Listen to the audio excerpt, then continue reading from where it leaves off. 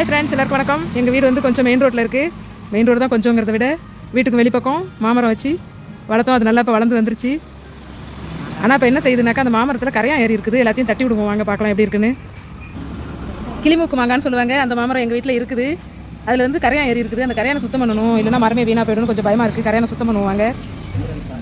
இந்த பாருங்கள், எவ்வளோ மரம் முழுக்க அப்படியே அடையாக கரையான் அரைச்சி வச்சுருக்குது. உயிருள்ள மரத்துக்கு இவ்வளோ வந்ததுனாக்கா நம்ம எப்படி பார்த்துக்கிட்டு இருக்க முடியும்? கொஞ்சம் சுத்தம் பண்ணிடுறோம். இன்னும் தட்டி எடுத்துட்டோம். தட்டினதெல்லாம் இப்போ அவ்வளோ கொட்டுது. ஒன்றையும் கரையான் அவ்வளோ இருக்குது. கிளிமுக்கு மாங்காய் ஒஸ்தின்னு சொல்லுவாங்க. அந்த மரத்தில் ஏறி இருக்குது. எவ்வளோ கரையான் ஓட்டு வருது. கரையான் ஏதோ அது உயிருக்கு பிழைக்கிறதுக்கு ஓடிட்டு இருக்குது. அதுக்காக என்ன செய்யறது? நம்ம உயிரை காப்பாற்றிக்கிறதுக்கு, நம்ம மரத்தோட உயிரை காப்பாற்றிக்கிறதுக்கு நம்ம ஏதோ செய்வோம்.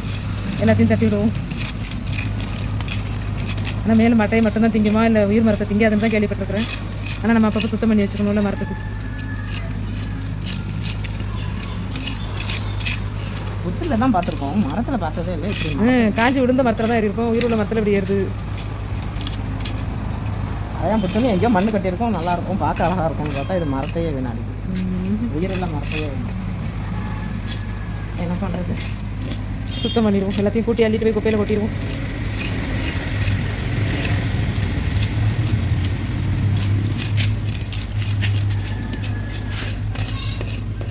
எவ்வளோ தின்னு வச்சுருக்குது. மேலால் உள்ள தோலெல்லாம் அரைச்சிருச்சு. அதுக்கு மேலெல்லாம் தோல் இருக்குது. இன்னும் கொஞ்சம் விட்டுருந்தோம்னாக்கா அது மேலேயும் சாப்பிட ஆரம்பிச்சுருக்கும். பார்த்து சரி பண்ணுறோம். இப்போ தான்